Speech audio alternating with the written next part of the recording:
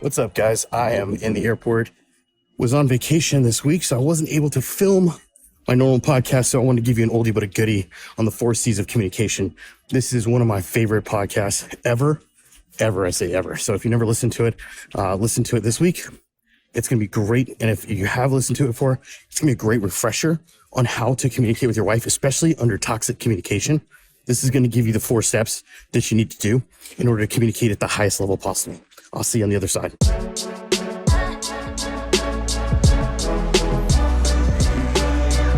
Hey, good morning. So I am so ready to rock and roll. I've got a really great training that I wanted to release today, and I'm so excited to put this out there in the podcast world, as well as our Facebook group world, as well as for our clients, etc. Obviously, our clients get greater access to this training, and it goes a lot deeper in what we are doing. But we're going to talk about what I call the COM Core 4, the Communications Core 4. And as I was developing this concept, I want to share with you guys a story. So if you don't know, over the last several months, I have been on a strength training trip, if you will. And I invested in a really solid trainer named Dave Best. And I'm going to have him hopefully on at some point. We're talking about doing a podcast together. And one of the things that's been interesting is that I grew up as an athlete. I played multiple sports. I was into all these things. And over the years, I started to fall away from those things. I started to gain weight. I started to not exercise. And you kind of just fall into this rut. I don't know if you've ever been there, but that was my life, right? And even during my marriage, I constantly found myself with no energy, lack of testosterone, especially as I got older into my late 30s and 40s. And all of these things were happening. And I got to the place where I said, you know what? Fuck it, man. I need to invest in my own health. I need to invest in my body, in my mind. You know, I already had coaches in all kinds of different areas. And so I decided I'm going to invest a good chunk of change into this strength training program. And the goal of the program obviously was to, cut some weight or cut a lot of weight and get stronger and get more fit. But there's so many side effects of me going through this process. And so I want to share today some of those sort of side effects, if you will, of what I've experienced in that before I talk about the COM Core. And I'm going to bring these two together, these concepts together. Here's the thing is that yesterday I was doing something and I started craving this exercise that we do with rows, right? So we're constantly utilizing back movements, etc. And when I do that exercise, like it just feels strong. Like my body feels strong. I feel fit. I feel all of these things. And so I got this craving and I said, hey man, I texted him. I was like, bro, I can't wait for tomorrow because I'm excited about doing rows. And he's like, fuck yeah. And he sent me a little Hercules gif and, we're kind of laughing about it. And when I got up this morning, I got up 15 minutes earlier so that I could really start waking up because I get up around 5:15, 5:30 to get into the gym. And I was like, when I get to the gym, I want to be fucking ready. Right? And here's why is because when you drag your ass into the gym, it takes 20 minutes to get kind of warmed up. You do some movement, some exercise, some stretching and all this stuff. And then you start hitting it. Well, by then you're 30 minutes in your workout and you got 30 minutes left. And so you're only going to get a solid 30 minutes or so. And so I was like, fuck that, man. I'm so ready to start moving from this place of apathy, lethargy, and really move into a place where when I show up, I'm ready to fucking go. And it's no different for me showing up at work. It's no different for me showing up with my relationship, with my kids, all of those things. And what I found was that as I leaned into the process of becoming this new man physically and mentally and emotionally, as I started to lean into it, I became less in love with the outcome. I became less focused on the outcome of what is happening, and I started getting really focused on the process. So the process is for me to show up every single day. The process is for me when I'm not at the gym, I'm riding my bike, I'm going on walks, I'm doing yoga, I'm doing other things. The process is having a meal plan and prepping for those meals and doing those things. And so what happens is when you actually lean in, and do the work, suddenly something shifts. So some of you are in this place of stagnation where you're not doing the work and therefore you're hoping for some sort of motivation. Let me tell you something. Motivation comes from action. and it begets more motivation. So if you step forward and take an action, you will be motivated to continue to do what you're doing. I didn't wake up and say, man, I just can't wait to get to the gym when I first started. Hell fucking no. Why? Because I know I was out of shape. I know I was overweight. I know I hadn't lifted a weight in years and I wasn't ready for it physically, but mentally I said, I have got to fucking do this. For my health, for my kids, for my girlfriend, for everybody in my life that needs to hear what I have to say. And that's being totally transparent and vulnerable, because you guys know that we're about transparency here, that I am the imperfect guru, that we are not trying to put off this thing like we got all our shit together and we're perfect and all this other shit. No, there are weaknesses in every man's life. And that was a weakness of mine that I said, you know what? It no longer should have that power over me. I was disempowered in my body. I was disempowered in the way I felt when I woke up at 40 plus years old. I was disempowered in all those things. And I said, I have got to make a change. So I made a change. I invested in coaching. I invested in help. And I've suddenly come to this place where I'm like, I'm so fucking in love with the process. I can't wait to go do back rows tomorrow. So today, it was probably my best gym day. We got inertia wave in. We got in a bunch of different kinds of sets of rows and all those things. And I came out of it saying, fuck, I've got so much energy right now. I'm ready to throw down on a podcast. I'm ready to throw down on clients. I'm ready to throw down on an enrollment call with a potential client. All these things. Why? Because I fell in love with the process. The process is everything. If you are going to be successful in life, I don't care if it's in your marriage, I don't care if it's in business, I don't care if it's anything else. If you are so attached to the outcome, to the goal of losing weight or saving your marriage or getting your kids to do what you want them to do or making $1 million, if you get so attached to that outcome, it will drive you insane. Where I want to be a year from now, physically, emotionally, financially, all of those things are important. And we create goals and we set a vision forward. But if we get so hung up on, well, today I didn't lose the weight I wanted to, or today I didn't make as much money, or today my wife didn't love me, today she didn't come back to me, today this didn't happen. If we get so in love with that outcome, we are missing the process of living. Gentlemen, I'm here to tell you that your life will go on no matter what happens. No matter if your wife comes back or not, your life will continue to go on, if you so choose to have it so. I know some guys who are on the verge of killing themselves. I know guys that are on the verge of just totally checking out mentally and emotionally because their wife has left them and they don't see anything out there. And I'm here to tell you, if you're listening to my voice right now, that there is more, there is more, there is more, there is more, there is more for you, because you have a purpose and you have a life that is not just your relationship. It's not just your wife. It's not just your kids. That you have a purpose. There's something in you that is designed for this world. And even if you have failed, even if you fucked up beyond all recognition, you foobarred this whole fucking relationship, even if you've done that, that does not mean that your life is over. Maybe your life is over as you see it is, and maybe that's a fucking good thing, because I know where I've screwed up. I know where I've let down. I know where I failed in my marriage and did not live to the standard that I would hold myself to. And because of that, I can either go, oh man, I'm just going to feel sorry for myself, or I'm going to lean into this process and go, you know what? I may not be where I want to be, but I'm not where I used to be, and I'm on my way, and I'm O-fucking-K. I am O-fucking-K, and I'm going to be okay because I'm leaning in and I'm doing work. Gentlemen, it comes back to doing the fucking work. If you're not doing the work, if you're sitting on the sidelines and you're just kind of twiddling your thumbs and you're going, well, I hope maybe if I do this, then she'll come back to me. Or maybe if I call her, or maybe if I text her, or maybe if I do this, that this will happen and this outcome will happen. And you're so attached to the fucking outcome, you are missing the point of life. Life is not about whether or not your wife comes back. Life is about you enjoying every fucking day. For your sake, because you are of no use to your kids, you're of no use to your job, you're of no use to anybody or anything else if you are not okay. And I see it. Thousands of guys come to my group, come to my emails. We get on calls, hundreds of calls a month.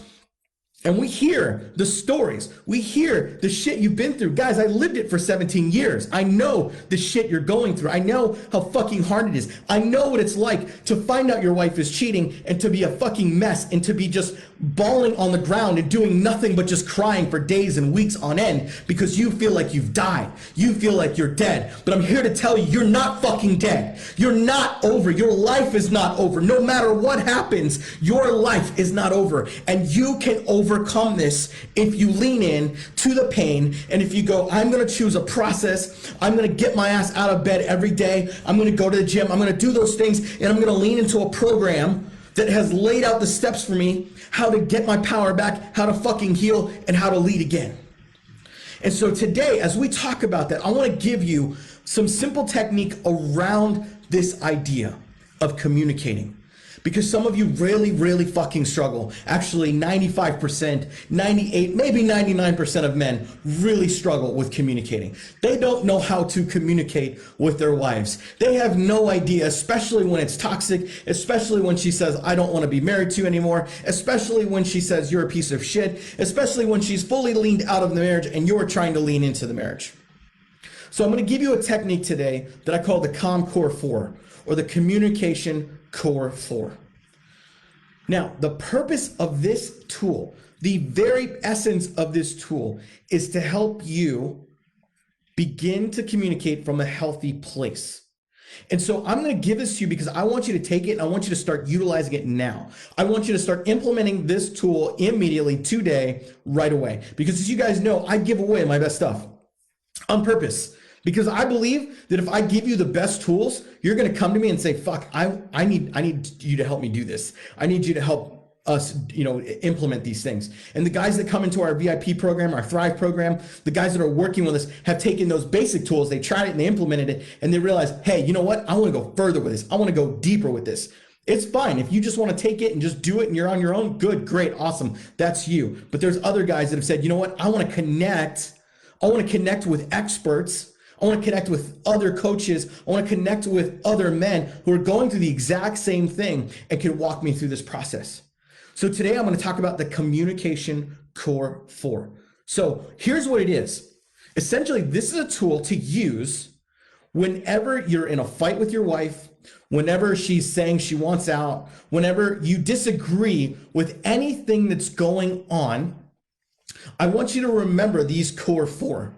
And it's important because if you can lean into this Core 4 and you're like, maybe you've heard some of this, but I want to put it to you in a way where it's simple enough for you to remember CALM Core 4, Communication Core 4, and repeat it to yourself over and over again. I'm going to use the CALM Core 4 when I'm talking to my wife. I'm going to use the CALM Core 4 when I'm talking to my kids. I'm going to use the CALM Core 4 when I'm talking to an employee or somebody I work with or a vendor at my job. I'm going to use the CALM Core 4. And I do. I use these techniques in every part of my life. I use it with my relationship with my girlfriend. I use it with my kids. I use it with my job. I use it with my team. I use it in all these aspects because I found that communication is an essential tool to connection. Every man wants to feel connected, but they just don't know how. You've heard me say it before. Most men grunt. Rah, rah, rah, rah, rah. They don't know how to fucking communicate. They don't know how to articulate what they want. So I want to give you this simple Core 4 exercise that you can do and to think about as you're in these situations. In fact, I would challenge you to practice this every day. I would challenge you to, as part of your routine, because everyone should have some sort of morning routine, some sort of morning formula. You should have that in your life. You should not roll your fat ass out of bed and get up, eat your Cheerios and go to work. Like, you should have more to your life than that. There should be an element to what you do that's about your personal development, about you growing as a human being, as you growing as a man. Because the more you can do that, the more you have to give to your kids, the more you have to give to your wife, the more she recognizes, wow, this motherfucker is actually working on himself. And he's not just acting like a piece of shit anymore. He's not just sitting around drinking and feeling sorry for himself, but he's actually got a routine in his life. He's actually got structure in his life. I'm telling you, structure will change things. Boundaries, having boundaries in your life will change things. A train can't go anywhere without train tracks. Those train tracks, a train has to stay on those tracks to get from point A to point B. But if it doesn't have the train tracks, it can't fucking go anywhere. That's what you need in your life. You need boundaries. You need train tracks. And so I'm going to give you this boundary that you can use for yourself, where you say, hey, you know what? When I'm engaged in conversation with my wife or my kids or anybody else for that matter, I'm going to use the calm core 4. So what I'm going to do is I'm going to lay out for you the 4 parts of this exercise, and then I'll go back through and I'll help you understand why we use each of those and how we're supposed to use it. All right, so here's the core 4. Number 1, it's clear. Your communication must be clear. Number 2, your communication must be concise. Number 3, your communication must be calm. Number 4, your communication must be certain. So the core 4 is clear, concise, calm, certain. Say it with me. Clear, concise, calm, certain. Clear, concise, calm, certain. Now, here's the point of that, because if you start to put that in your mind and you start to dwell on, you start to think on that, and you start to go, you know what? I'm a core 4 kind of communicator. I'm a calm core 4 kind of guy. So that means I'm clear in what I communicate, I'm concise in what I communicate, I'm calm in how I communicate, and I'm certain in how I communicate. So clarity. Why must you be clear? Because the words you say must absolutely be 100% clear so that your wife, so that whoever you're talking to understands what you say. And there's no way for anybody to understand your fucking yelling, your groveling, your complaining. Like I tell my kids all the time, I don't speak whine. I don't speak whining. I might speak whine like drinking wine, but I don't speak you whining. Like when you're whining to me, when you're complaining to me, I go, I don't know what you're talking about. I can't understand a word you're fucking saying because you were whining to me. You were complaining to me. Guess what, folks? Guess what, fellas? Your wife will do the same thing to you. She doesn't understand your groveling. She doesn't understand your complaining. She doesn't understand your bitching and your moaning about how she's left you and how she's tore you apart, how she's tearing apart the kids. She doesn't give a fuck about those things. So what happens is you must be clear. If you've ever tried to yell and scream and be clear, it's impossible. Oh, you fucking bitch! I was like, what? What is he saying? We yell because we don't feel heard. We yell because we don't feel heard. And so in our yelling and screaming at her, in our text, or out loud with our mouth, in doing that, we're actually the antithesis of what we're trying to go for, which is clarity. And so she's not clear on what the fuck we're saying. She doesn't understand what the hell is going on. It can't happen that way. All right, so clear. Number 1 is being clear. Number 2, concise. Get to the fucking point. So many of you just belabor and moan and all this stuff. I see it on our applications. A guy will write paragraph upon paragraph upon paragraph about what my wife has done and how she's done this and how it's made me feel and blah, blah, blah, blah, blah, blah, blah, blah, blah, blah, blah, blah. The more concise you can be, the better and stronger and more powerful your communication will be. So you must get to the point. If you have to think about it, and go, okay, I'm going to concisely and clearly communicate to her what it is I'm thinking and feeling. That might mean you have to slow the fuck down. That might mean that you have to learn some brevity and use words that maybe you're not accustomed to using. We teach these techniques in our Empowered Man VIP program. We lay out exactly how to do this in brevity and how to utilize certain word hacks, I would call them, to help you get to the point much more clearly. We set up your conversations. We literally script out conversations between husbands and wives all the time because men don't know how to communicate. So if you're wanting to know how to communicate, we can definitely help you do that. So clarity, concise. Here's the third one, calm. Calm. I love the proverb, a soft answer turns away wrath. A soft answer turns away wrath. Some of you get just so hyped. You get so mad, you get so angry, you get so agitated. You can feel all these things coming in your body. Let me tell you something. You can practice self-control. You can practice breathing. You can practice slowing down. I got into a discussion with my ex-wife last week, as a matter of fact, where she had a problem with something with the kids and she was asking for my intervention. I threw up a boundary and said, nope, I'm not going to get between that. That's between you and my daughter, etc. I'm not going to make her do those things. I won't do it. And she continued to try to berate me. She continued to try to bait me into it. And I could feel inside of me, because I'm not perfect. I'm not Buddhist. I'm not fucking, I don't feel anything. I felt anger starting to rise in me. And I started to repeat to myself, Mark, you know who you are. You're a calm, clear, concise communicator. you are a man who knows how to communicate in a strong and powerful way. And so I calmed myself and did not allow myself to raise my voice. I kept my voice right here and was very certain about what I was saying and said, no, I will not do that. And if you have a problem with this, I'm not going to sit here and listen to what you were saying because you are continuously getting out of bounds for me. And I'm going to ask you to leave my house.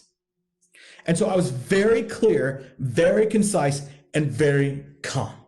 Now, did I feel calm in the moment? No. Did I exude calmness? Yes. And what it helped me do was it helped me look at that conversation and go, okay, where could I have improved the conversation? Now, most of you are like, well, fuck that bitch, blah, blah, blah, and all this stuff. No, I want to learn from it. And so I went back and used what we would call a power triangle and dropped the power triangle on her. And she was like, yeah, it's exactly what I was wanting out of that conversation, right? Because there's still sometimes that toxicity there that tries to peek its head in from our past. And I'm like, no, I won't let it. Even though we're divorced and we're gone and all that, like that will never happen, but we're still co-parents and I'm going to honor her as a co-parent. So that comes from something deep within where you go, I choose to live a certain way. I choose to respond a certain way. Instead of reacting out of fear, I'm responding out of who I want to be. Personally, I want to respond out of love. Doesn't matter who it is, because I don't hate that person. I don't hate her for what happened. I hate the situation and I hate how it ended. But the fact of the matter is I still want to come from a place of love. So we are clear, we are concise, we are calm. And the final one is we are certain. We're certain. People are looking for certainty, and especially women. They want to know that you are absolutely 100% certain about what you are saying. In fact, certainty is actually a persuasion technique, and it's utilized in all kinds of industries, especially in sales. Because if somebody wants to invest in our program, and I'm like, well, maybe we can help you, maybe we can get you results, you're going to be like, dude, I'm not going to invest with them. They don't know what the fuck they're doing. But we are certain when we are actually certain, because we don't lie. We go, I know your situation. I understand what you're going through. And our tools are set up in such a way to help you get the results. We're 100% certain. And I will say that I'm 100% certain if you come in and do the work, 100% of the work, you will get 100% of the results you're looking for. And that makes the man feel certain. But imagine flipping that for a female and saying, I'm 100% confident, honey, that I'm going to do these. These are the things that are happening, and this is the way we're going to move forward, and this is how it's going to be. Now, every situation is different. Some of you don't need to be talking to her directly in that particular matter, but you can be certain on your co-parenting. You can be certain on all kinds of things with what you're doing. See, because a lack of certainty causes insecurity in the listener. A lack of certainty in your communication causes insecurity in the listener. So what's happening is you're projecting your insecurity onto them, and they feel like you're not certain. And how many of you, I bet, if you were to raise your hands, listening, watching, whatever, I bet you would say, my wife doesn't believe me when I say things because she does not feel like you are certain. And because you know what? You're probably not. Let me tell you something, guys. I hate saying this, but most of you are fucking liars. You're fucking liars. And I've been a liar. I still lie sometimes. There are times where I am lying to myself and I need other men in my life to call me out and say, Mark, I have that coach. I have that consultant that works with me and is like, Mark, you're lying to yourself. If you think this is what's going on, you're fucking lying to yourself. Every man needs another man in their life saying, you're a fucking liar. You're fucking lying to yourself because you don't want to face the fucking truth. And it's shame. Guys, we feel shame. There's a difference between guilt and shame. Guilt is all about the fact that you fucked up, you messed up, and you own it. Shame says, because I fucked up, I am a fuck up. It's an identity. And so many of you are wearing that identity. And I'm here to tell you that is not your lot in life. You do not have to wear this shame tag like a big S on your chest. That is not who you are meant to be, who you were born to be. You can be free of that shame if you choose to. Here's how you get free of shame. You get honest. You get fucking honest. I love it. I love it when a guy comes on the phone with me and says, honestly, man, I want to be able to do this. I can't make it work right now because of this. And they're at least honest with me. Yesterday, I had a vendor who was wanting to pitch me on a service to continue, and I didn't see the value in it. And I said to him, hey man, I appreciate you. And I think what you guys have done so far was good, but I don't see the value in continuing. And therefore I'm going to end this where it's at. And he appreciated the fact that I was honest with him. Guys, imagine how different our world would be if men were honest, if men stopped fucking lying to each other. Here's the reason you lie to other men. Here's the reason you lie to your wife, because you're lying to yourself. You're lying to yourself. You're lying to yourself. You have to stop lying to yourself in order for you to grow up. You have to. If you really want change, if you really want transformation, I call bullshit until you stop lying to yourself. Gentlemen, I hear it all the time. Again, we talk to hundreds of guys every single month. There's thousands of you in our group. There's thousands of you that download our podcast. There's thousands of you on our email list. There's all these guys out there, and we see the excuses because every single day there's another excuse. There's another thing. Talking to a guy the other day, yeah, man, I'm in. I want to do this program, all this, but then it was like, but I've got these other things happening, and all this is going on, and then didn't hear back from him for a while, and then he finally was like, yeah, I want to do it, but I got to wait a couple months because I got to do these projects or I got to do these things. I said, so what you're telling me is that those projects, which really have no bearing on anything, other than some financial stuff, those projects you're putting in front of your growth. And he never responded. And the reason for that is because men are fucking liars. They lie to themselves. They lie to themselves because they don't want to be honest with, you know what? I like the idea of change, but I don't really want to go through the work. How many of you ever seen a guy with a six-pack abs and a ripped chest and you're like, dude, that guy's fucking ripped. And you're like, man, I bet if I looked like that, I'd get every girl in the East Coast of the USA or whatever. I'd get all these girls, I'd get all this attention, I'd get whatever. If I looked like that, man, it would be awesome. And so you go, you know what? I'm going to start working out. I'm going to buy a program and I'm going to start working out. I'm going to start doing this thing. But then you hit a plateau, you hit a place, you hit resistance. And that resistance where you go, fuck it, man. I don't need a six pack. I don't need Ripley abs. I don't need that shit. Because it becomes too hard. You have to be honest with yourself and go, do you really want transformation? Do you really want change? Because if you say you do, then it's not going to matter what your wife says. It's not going to matter what your boss says. It's not going to matter what your kids say. It's not going to matter what your best friend says, your pastor says. It's not going to matter what anybody else says. What it's going to matter is what you believe about you and what you want. Every one of the clients in my program, we've had hundreds of guys go through the program, and every one of them would come to this place and say, you know what? I got to a place where I was ready to stop lying to myself. I was ready to take responsibility, and I was ready to lean into the pain and do the fucking work it takes. Guys, if that's you, you should definitely connect with us. Hope this helped. Core communication, core 4 training. I'll put it in notes so you have it written out. Clear, concise, calm, certain. Clear, concise, calm, certain. Implement those this week when you're communicating with whoever, your wife, your kids, your job, etc. Love you guys. See you soon.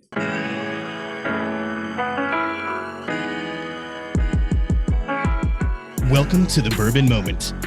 Join your host, M. Sizzle, J-Dub, and Mandrew as they sip on some bourbon and spit some truth.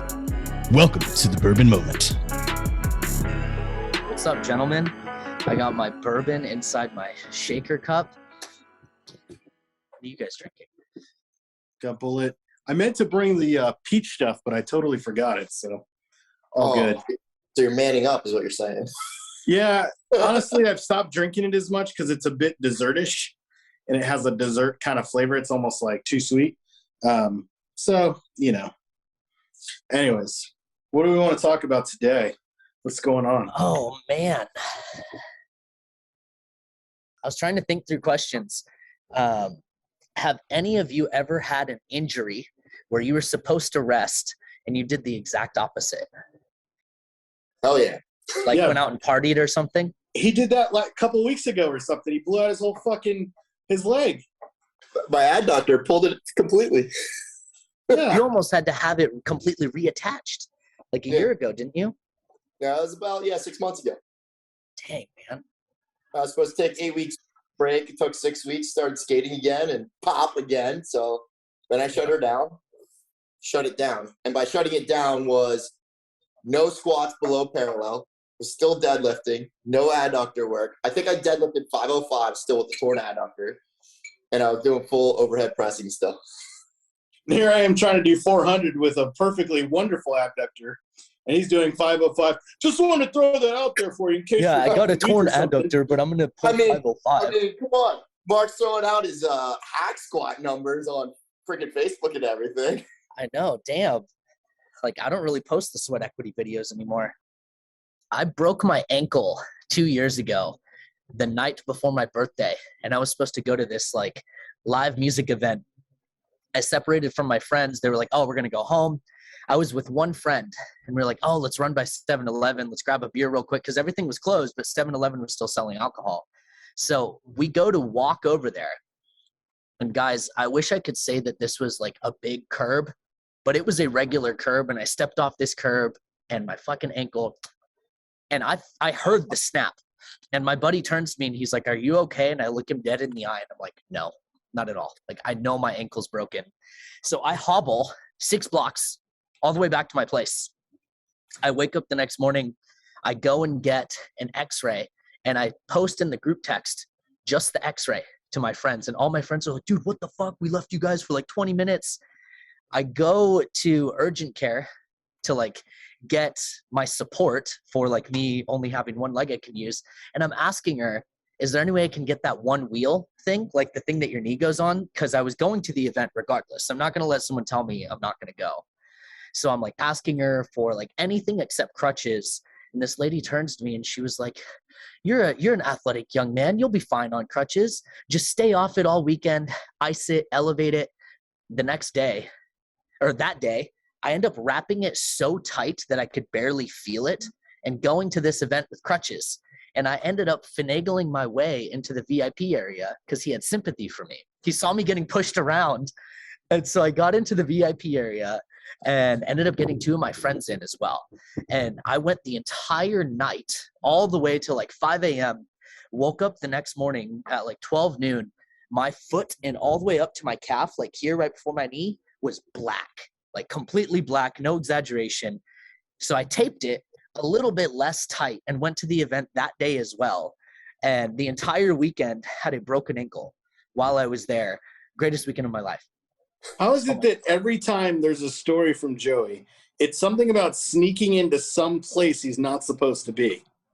Mostly, you know, I don't like Andrew? people telling me I can't go somewhere.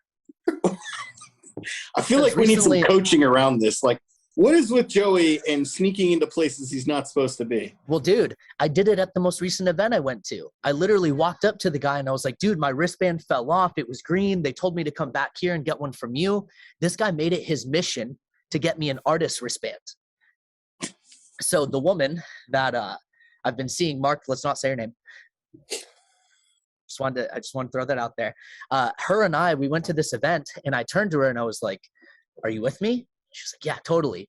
I take her with me and we both snuck into VIP. She literally watched me do this whole thing. And when we get in, she was like, I have no idea how you just schmoozed that guy into doing it. He was like your best friend. He gave me his phone number and everything, like added me on Facebook, but free VIP. How come when we were hanging out a couple weeks ago in Newport, you didn't get us in for free to that show we were at? The Time nightclub? Because I don't know anyone there. I don't go out in fucking Santa Ana or wherever we were. But dude, it was that Newport. night, It's technically Costa Mesa, I think. But yeah. Time nightclub. That night, Andrew, this guy was taking photos and kept bumping into Mark. I go to get drinks and I come back and Mark's like arguing with this guy. I'm thinking he's about to fight this guy. And when I say guy, this guy's barely 21 years old. For sure. He was probably like 23. Barely 20. Yeah. Yeah. And he's like taking pictures of these girls and he was kind of being a dick, like just kind of like leaning back. No, and getting dude, in he our was space. laying on my arm. I had my arm up like this. And he's like laying on my arm and I'm talking to Amy and like literally I have to do this to keep him out of our space. And he's like, what's your problem? I'm like, what's my problem? Get the fuck off of me. What the hell's your deal, dude? And I had promised her, I was like, I'm not going to get kicked out. I'm not going to get into a fight. I promise you. It took everything in me not to shove him because like, so then he did it again and Amy pushed him and then he starts talking shit. And I'm like, And he didn't do anything. He just I come walked away. back to this happening. I'm literally getting us drinks, and I come back, and Mark's arguing with him, and I'm like, oh shit, here we go. We're gonna show them what the empowered man sucker punch feels like. No, I That's what I'm don't gonna do do. sucker punches. I don't do I will. sucker punches, I'll and I don't throw want to a go to flying jail. knee. You won't You're even know gonna- what's happening. I'll just throw a flying knee into it. That was fun. What were you saying, Andrew? I said, if you're gonna square up, you might as well square up. Yeah, there's no need to there's no need to sucker punch. Now I'm But, throwing yeah, I a mean, he flying was- knee. They won't expect it. Yeah, I don't know. You know, my thing about that with public place brawls is you just don't know. Number one, what is somebody carrying? Number two, you don't know their martial arts background. This day and age, all these MMA fighters and shit, it's like you got to check the ears. They got cauliflower ear or what? Because if Yeah, they got walk cauliflower away. ear, you don't want to fuck with them. They might bite your face off. He's gonna So- take your soul. Exactly. All of a sudden, you got Yeah, a I'm little just gonna- Anderson Silva wannabe on you, trying to I'm gonna kick your go for ass the and eye shit. gouge. The eye gouge instantly, Yeah. and thunderclap his ears so he loses his equilibrium. Joey's on fire. Throwing knees, flying knees, eye gouges. Yeah, maybe I shouldn't have this if I'm going sailing. I might flip this thing. You Yeah. gonna give a guy a quick dick punch too? Just straight in the dick? Dude, just a donkey punch.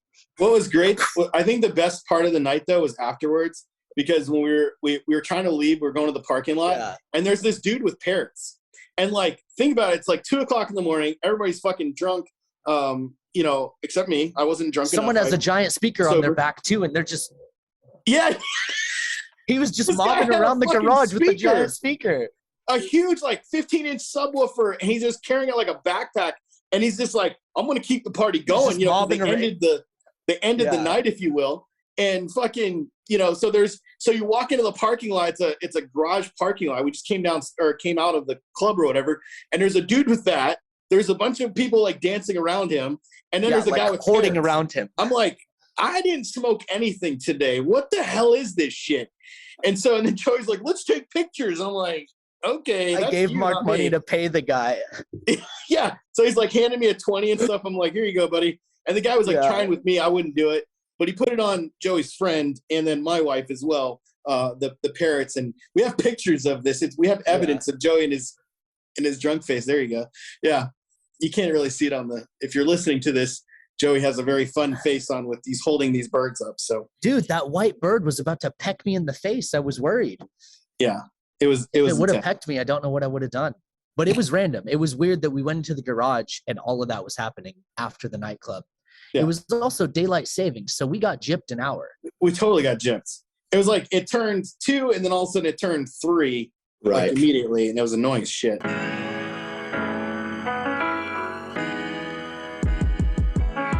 Thanks for joining us on the Bourbon Moment. This is your host, M Sizzle. I've got Mandrew and I got J Dub, and we are out. We'll see you next week.